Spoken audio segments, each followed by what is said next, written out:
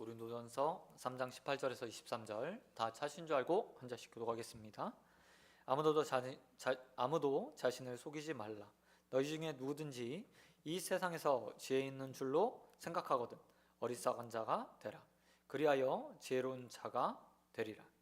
이 세상 지혜는 하나님께 어리석은 것이니 기록된 바 하나님은 지혜 있는 자들로 하여금 자기 꾀에 빠지게 하시는 이라 하였고, 또 주께서 지혜 있는 자들의 생각을 헛것으로 아신다 하셨느니라.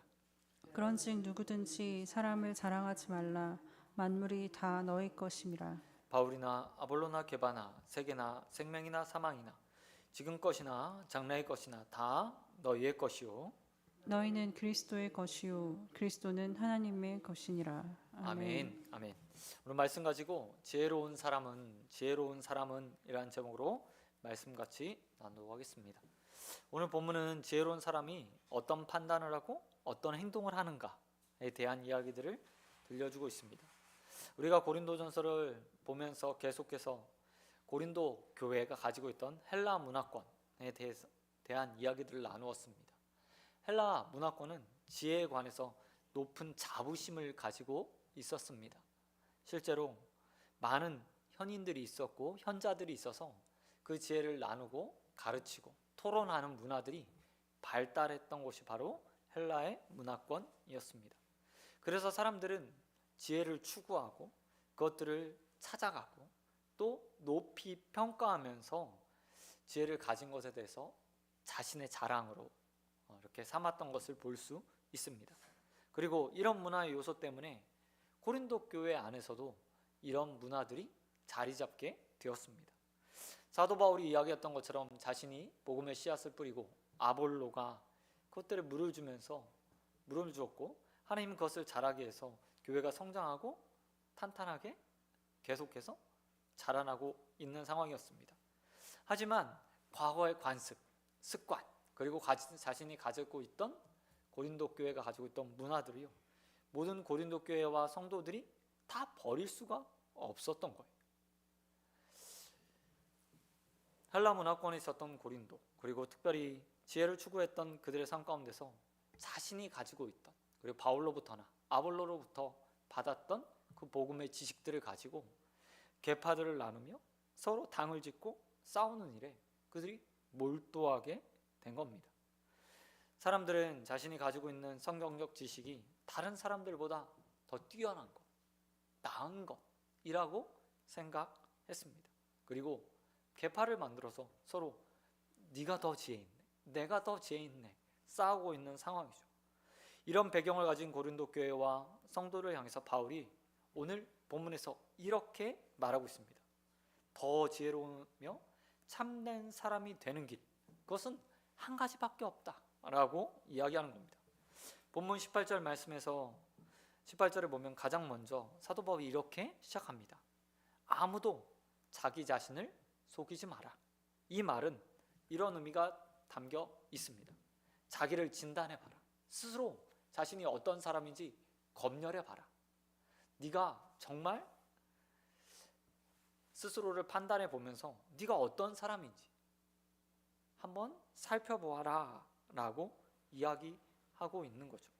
그리고 나서 이어진 말이 무엇입니까?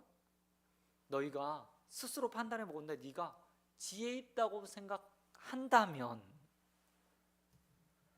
그 지혜를 버리고 미련한 자가 되어야 한다라고 이야기하고 있습니다. 앞에서 지혜 있다고 생각하는 건 무엇입니까? 지금 그들이 가지고 있는 생각들. 그러니까 내 지혜가 다른 사람의 지혜보다 더 나아. 내가 가지고 있는 복음이, 하나님 말씀에 대한 지혜가 다른 사람이 가지고 있는 것보다 더 나아 라고 생각하는 그 생각들, 그 지혜들, 스스로 자랑하고 있는 모든 것들을 다 버리고 미련한 자, 어리석은 자처럼 되어야 된다고 이야기하고 있는 거죠. 사실 이런 바울의 가르침은요, 당시에 우리가 잘 알고 있던 헬라 문화권에서 4대 성리로 불리는 소크라테스의 가르침과 아주 유사성을 가지고 있다고 합니다. 소크라테스가 델피 신탁의 격언 중에서 이렇게 말했다고 합니다. 오 인간들이여, 당신들 중에 한 사람은 자신이 지혜와 관련해서 진실로 아무것도 아니라고 인식했던 소크라테스처럼 가장 지혜로운 사람이다.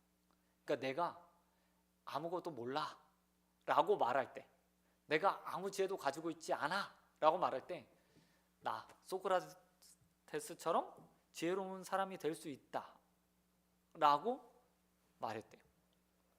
근데 오늘 사도 바울도 이런 맥락 안에서 그대로 말하는 것처럼 보여져요.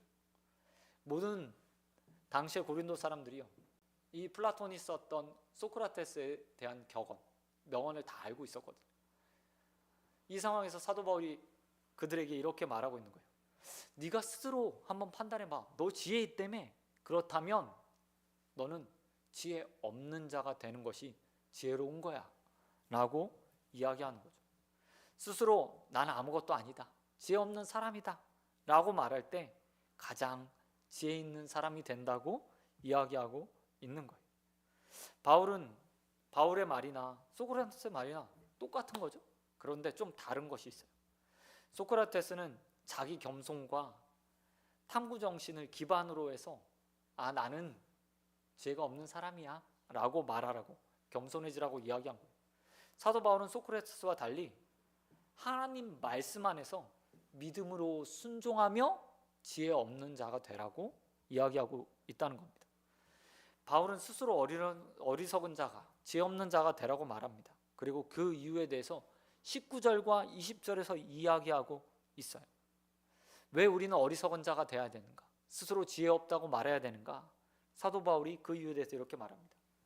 이 세상의 지혜는 하나님께 어리석은 것이요, 기록된 바 하나님은 스스로 지혜 있다고 말하는 자들을 자기 꾀에 빠지도록 만드시는 분, 뿐만 아니라 주께서는 지혜 있는 자들의 생각을 헛되이 만드시는 분이기 때문에 하나님 앞에서, 사람들이 아니라 하나님 앞에서 스스로를 지혜 없습니다 라고 말하는 자가 되어야 된다고 이야기하고 있는 거죠.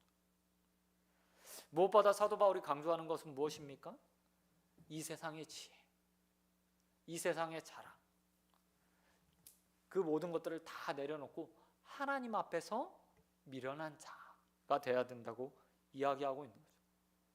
여러분, 왜 그렇습니까? 하나님이요, 하나님 앞에서 가장 미련하다고 말하는 자들이 하나님의 가장 미련한 것들을 통해서 세상의 지혜를 이기는 사람이 되기 때문에, 세상에서 가장 미련해 보이는 방식으로 하나님께서 우리를 구원해 주셨잖아요. 그게 바로 십자가 사건입니다. 세상의 사람들이 아무리 지혜로워도 자신의 지혜로 자신을 구원할 수 없어요. 그런데 하나님이 인간이 보기에 가장 미련한 방법을 통해서 세상의 온 인류, 그리고 우리를, 고린도 교회를, 그리고 그의 성도들을 다 구원해 내셨어요. 그런 하나님의 가장 미련한 보이는 것, 하찮아 보이는 것, 그 지혜가 세상의 어떤 지혜보다요 가장 훌륭한 지혜죠.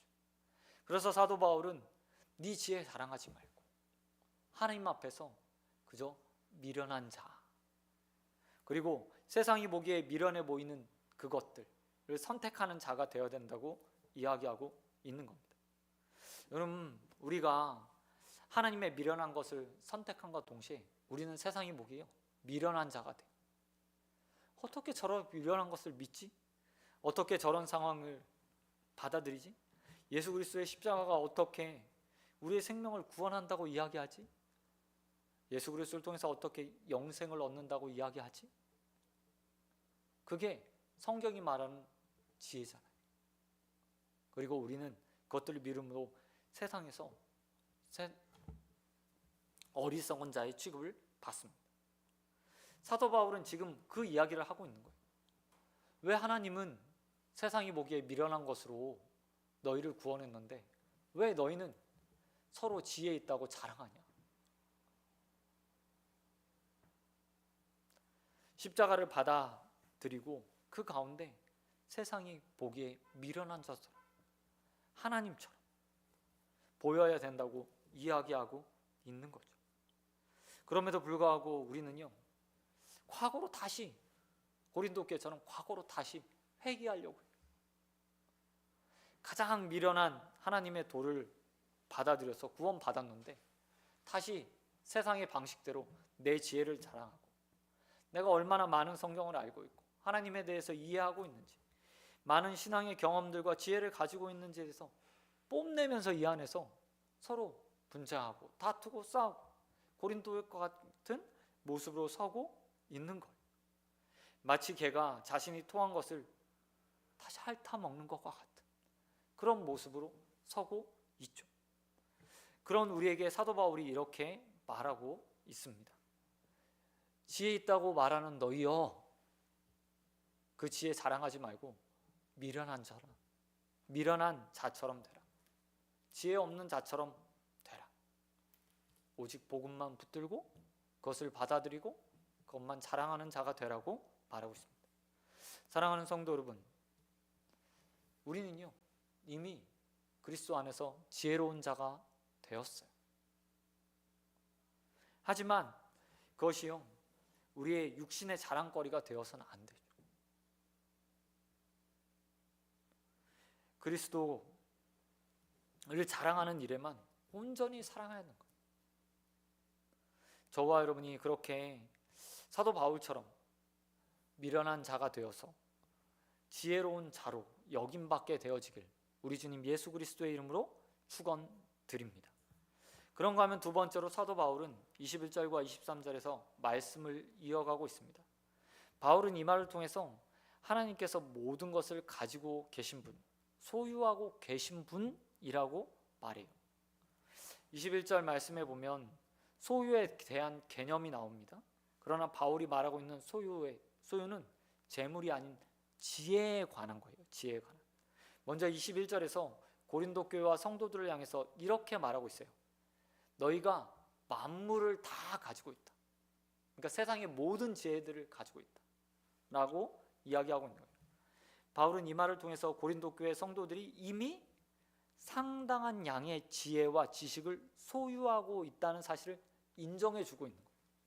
막 지혜 갖고 서로 싸우고 있잖아요. 근데 사도 바울이 교회를 향해서 알겠어. 니네 그만한 지혜 충분히 가지고 있다는 건 나 알고 있다 라고 인정해 주는 거예요.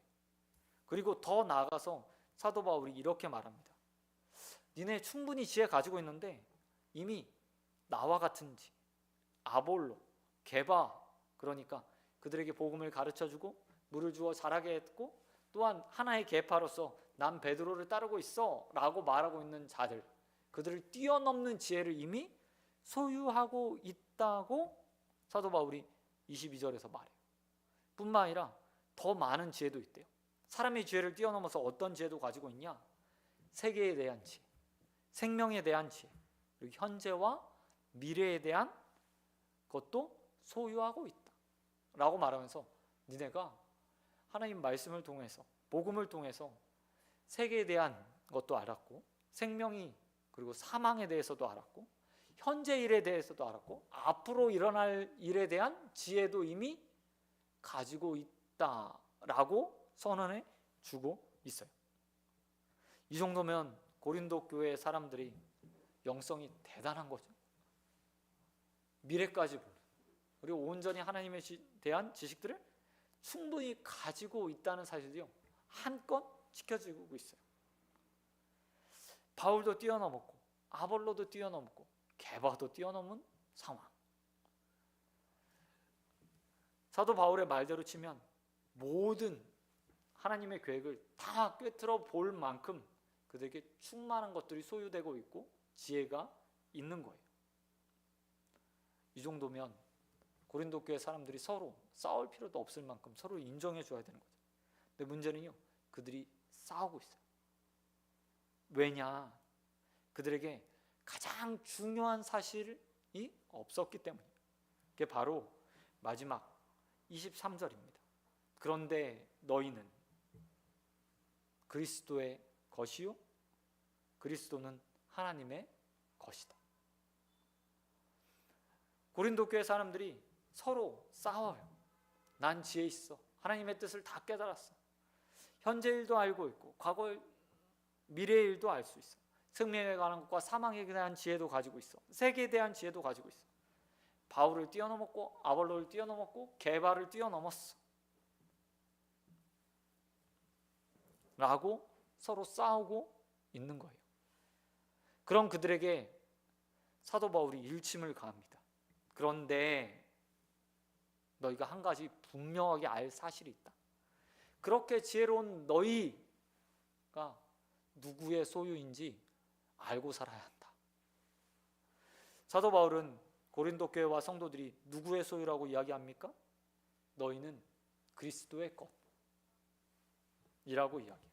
그리고 그리스도는 또한 하나님의 것이라고 말하고 있습니다.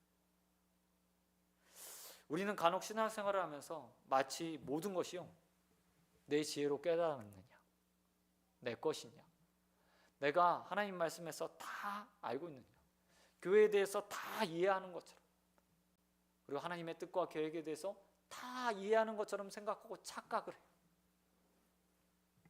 그리고 이것저것 순서도 두고 또 조언도 하죠. 그런데 오늘 사도 바울이 이렇게 이야기하고 있어요. 아무리 그래봤자 너는 그리스도의 것, 이 세상의 모든 지혜, 하나님의 계획을 다 깨달았을지라도 너는 한낱 그리스도의 것에 지나지 않는다 라고 이야기하고 있는 거죠. 좀 부드러운 표현으로 말하면 이렇게 말하는 겁니다. 너는 이 땅에 살아가면서 모든 것들을 소유했지만, 하나님 말씀을 다 깨달았지만 그저 그리스도의 청지기로 그것들을 가지고 잠시 이 땅에서 사용할 뿐이다 라고 말하고 있는 거예요.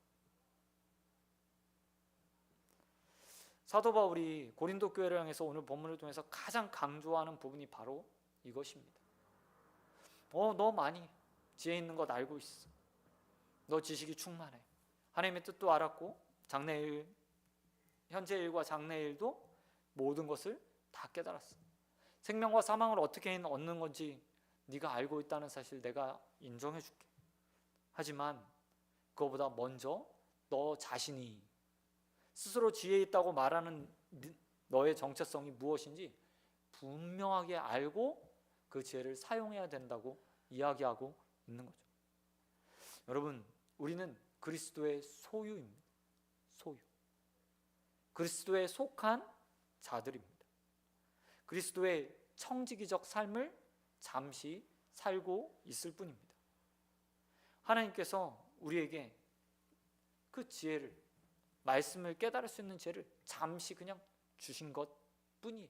허락하신 것만큼 우리가 깨달을 수 있고 그것들을 잠시 사용하고 있죠. 사도 바울이 우리가 3장에서 보았던 것처럼 자신과 아볼로, 게바를 뭐라고 표현합니까? 동역자라고 불러요. 동역자. 하나님의 지혜를 가지고 하나님의 사명에 쓰임받는 동역자, 청지기적 종과 동역자라고 스스로를 말하고 있어요. 그리고 우리에게 또 말하는 거죠. 우리만 하나님의 청지기고 종이 아니고 너희도 그리스도께 소유된, 하나님께 소유된 종이고 청지기다. 그러니 기꺼이 너희가 가지고 있는 것을 가지고, 아니 하나님께서 허락하신 것을 가지고, 세상의 모든 지혜들을 가지고 무엇을 해야 되는지 분명하게 알고 살아야 한다라고 말하고 싶은 거예요. 사랑하는 성도 여러분, 하나님께서 우리에게 하나님 말씀의 지혜를 주셨을 때, 그리고 세상의 모든 것들, 다른 사람들보다 먼저 하나님의 뜻들을 깨닫게 하셨을 때, 이 세상의 미래 것들에 대해서 알게 하셨을 때, 사망과 생명을 얻는 방법을 알게 하셨을 때, 원하신 것은 그걸 가지고 자랑하라고, 누군가에게 훈계하라고 주신 것이 아니라 하나님의 동참하여 하나님의 생명을 살리고 교회를 세우고 그리스도의 몸된 집을 세워가는 일에 쓰임 받으라고 먼저 부르신 것 뿐입니다. 이 사실들을 믿고 저와 여러분이 사도 바울과 같이 스스로를 그리스도의 종, 하나님의 종이라는 것을 인식하고 교회를 세우는 일에, 그리스도의 몸된 집을 세우는 일에, 그리스도의 밭을 가꾸는 일에 각자 쓰임받는 자들이 되어지길 우리 주님 예수 그리스도의 이름으로 축원드립니다. 말씀 맺도록 하겠습니다. 여러분, 우리는 지혜로운 사람들입니다. 지혜로운 사람. 우리가 정말 지혜 있어서가 아니라 하나님께서 우리에게 지혜 주셨다는 사실들을 깨닫고 겸손히 하나님 앞에 나와 청지기적 사명을 살고 있기 때문에 지혜로운 사람입니다. 나의 부족함을 알고 하나님께 나와서 지혜를 구하며 하나님의 지혜로 사역하기 때문에 지혜로운 사람이에요. 저와 여러분이 일평생 그런 지혜로운 모습으로 서 있게 되길 소원합니다.